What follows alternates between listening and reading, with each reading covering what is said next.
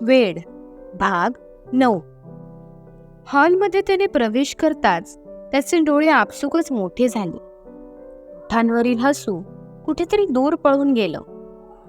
आता पुढे घरभर जमलेली पाहुणे मंडळी तो बघतच राहिला. ताई, आजच माझं लग्न आहे का? निनादने त्याच्या मागे उभ्या असलेल्या त्याच्या ताईला विचारलं. मगाशी मला पण असंच वाटलं.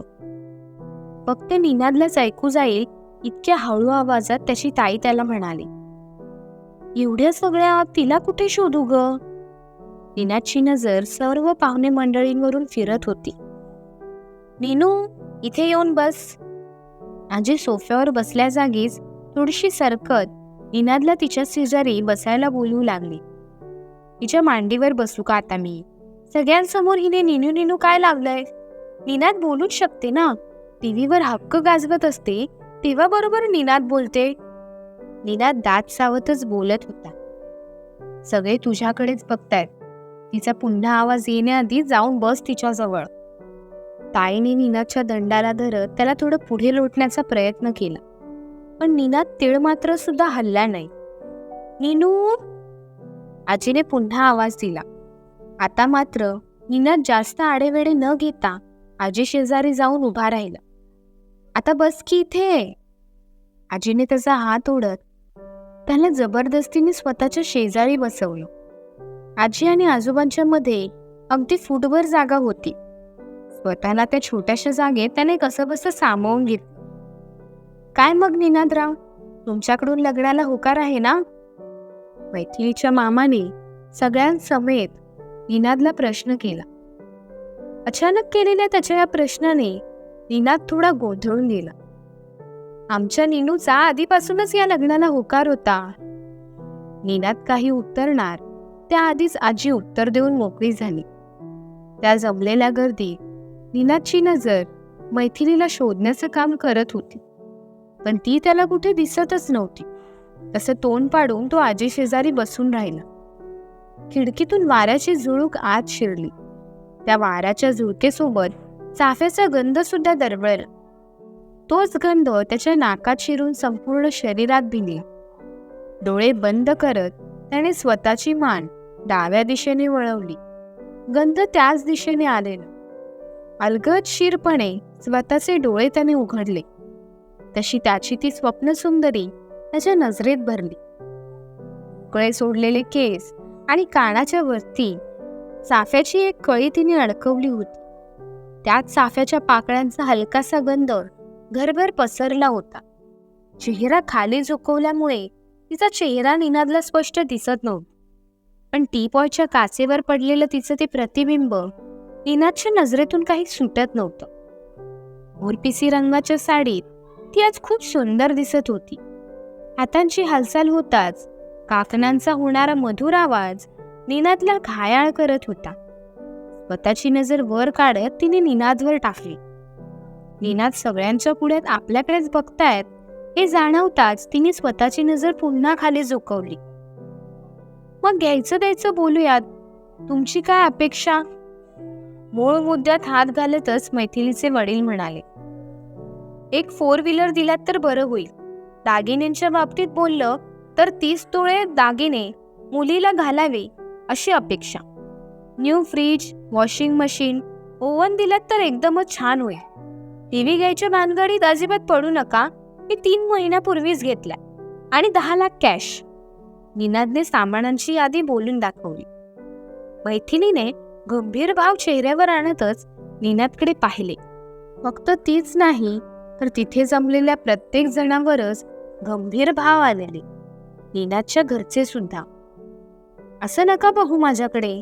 यातलं मी तुमच्याकडे काहीच मागणार नाही. फक्त निश्चिंतपणे तुमच्या मुलीचा हात माझ्या हातात द्या. जशी ती तुमच्या घरी असायची तशीच ती ह्या घरी सुद्धा तुम्हाला दिसेल. एक जावई म्हणून तुमच्या माझ्याकडून काय अपेक्षा आहेत त्या जाणून घ्यायला मला नक्कीच आवडेल. निनादच्या बोलल्याने मैथिलीच्या ओठांवर स्मित पसरले. आपण परफेक्ट जोडीदार निवडलाय याची तिला खात्री झाली. निनादने त्याच्या गोड शब्दांनी मैथिलीसोबत तिच्या घरच्यांचं मन सुद्धा जिंकलं होतं. सगळे हसत असतात. आमचा निनाद थोडा मस्तीखोरच आहे. तुम्ही त्याचं बोलणं एवढं मनावर घेऊ नका. निनादचे वडील मैथिलीच्या वडिलांना म्हणाले, आम्हाला आमचे होणारे जावई आहेत तसेच पसंत आहेत. एवढं चांगलं सासर मुलीला मिळालं म्हणजे आमच्या मैथूने भाग्यच काढलं म्हणायचं. मैथिलीचे वडील निनादचं कौतुक करू लागले. ओ मैथू. निनाद स्वतःशीच पुटपुटला. स्वतःची एक भुवई उडवतच त्याने मैथिलीकडे पाहिलं. मैथिलीने स्वतःच्या दोन्ही भुवया उडवत प्रश्नार्थी नजरेने त्याच्याकडे पाहिले. पुढच्या महिन्यात शुभमुहूर्त आहे. तुम्हाला चालणार असेल तर आपण लग्न आटोपून घेऊयात. येत्या आठवड्याभरात साखरपुडा उरकून घेऊयात. मैथिलीचा दादा म्हणाला, आम्हाला तर चालेल. आमचा नीनू आमच्या शब्दाबाहेर नाही. निनादची आजी निनादच्या खांद्यावर हात ठेवतच म्हणाली. निनादने कपाळघडी घातली आणि स्वतःच्या आईकडे पाहिले. मैथिली त्याच्या चेहऱ्यावरील भाव टिपू लागली. त्याचं मत विचारात न घेता लगेचच लग्नाची तारीख ठरवल्यामुळे नाराज झालेला तो. पण त्याच्या नाराज होण्याने कोणालाच फरक पडत नव्हता, शिवाय मैथिली. लग्न मुंबईत करायचं की पुण्यात? मैथिलीच्या मामाने विचारले. निनादराव मुंबईत राहतात म्हटले तर लग्न मुंबईत केलं तर ते जास्त सोयीस्कर राहील ना? मैथिलीचा दादा म्हणाला, लग्न हे मुंबईतच होईल. आमची सगळी पाहुणे मंडळी मुंबईतच आहेत. आतापर्यंत शांत बसलेले निनादचे आजोबा म्हणाले, ठीक आहे मग, जसं तुम्ही म्हणाल तसं होईल. पुढील बोलण्यासाठी सुरुवात झाली. मी तुला तुझं घर दाखवते. निनादच्या ताईने मैथिलीचा हात पकडतच तिला आत आणलं. तू मला ओळखत नसशील म्हणून मी सांगते, मी नेहा, निनादची मोठी बहीण. ताई मैथिलीला स्वतःची ओळख करून देतच म्हणाले, तसं ओळखलेलं मी, म्हणजे तुमचा आणि त्यांचा चेहरा थोडा मिळता जुळताच दिसतोय ना, त्यावरून. मैथिली उत्तरली. दोघींच्याही गप्पा अगदी रंगात आलेल्या असतात. नेहा तिला संपूर्ण घर दाखवत असते. निनादची आई पाहुण्यांसाठी चहा करायला किचनमध्ये वळणार, तोच निनाद देखील तिच्या मागे किचनमध्ये येतो. ए आई, एवढ्या लवकर लग्न? आजी वेडी झाली आहे का? तुला मी बोललेलो ना एंगेजमेंट करूयात आणि लग्न वर्षभराने. मग तू आजीसोबत बोलली का नाहीस? निनाद सगळा राग स्वतःच्या आईवर काढू लागला. तुझी आजी माझं किती ऐकते हे तुला माहितीच आहे ना.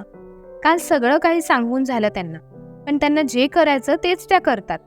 तू आणि तुझी आजी काय ते बघून घ्या. आई हात वर करून मोकळी झाली.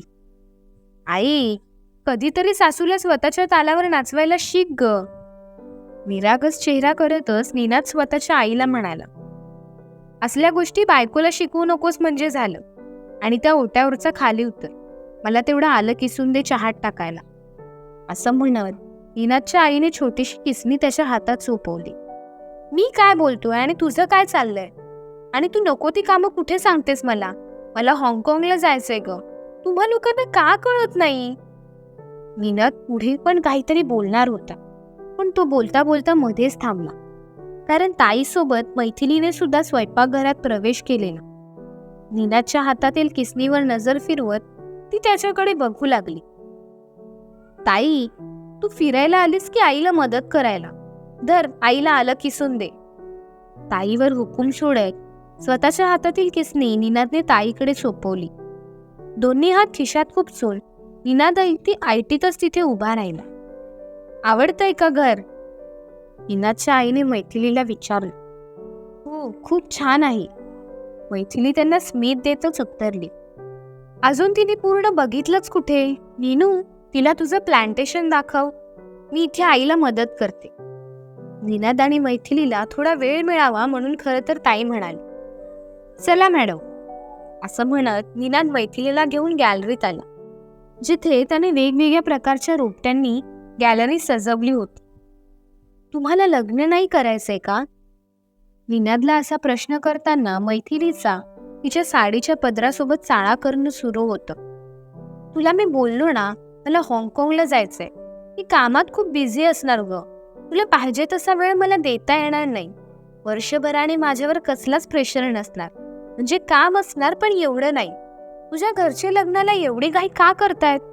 आम्ही माझ्या ताईचं लग्न तर अगदी आरामात केलेलं. म्हणजे भाऊजी सुद्धा माझ्यासारखीच सिच्युएशनमध्ये होते ना, मग आम्ही त्यांचा प्रॉब्लेम समजून घेऊन वर्षभराने लग्न केलं. म्हणून तुला विचारतोय. बाकी तू गैरसमज नको करून घेऊस. मला वाटलं भाऊजींना जसं आम्ही समजून घेतलं तसं मला पण माझ्या सासरची मंडळी समजून घेतील, पण तसं अजिबात होत नाहीये. निनादने नाराज होतच म्हटलं. का करत असतील घाईत गडबडीत लग्न? खरं कारण मैथिली सांगेल का निनादला? कळेलच पुढील भागात. भेटूयात नेक्स्ट भागात. हा भाग कसा वाटला हे कमेंट सेक्शनमध्ये नक्की कळवा. धन्यवाद.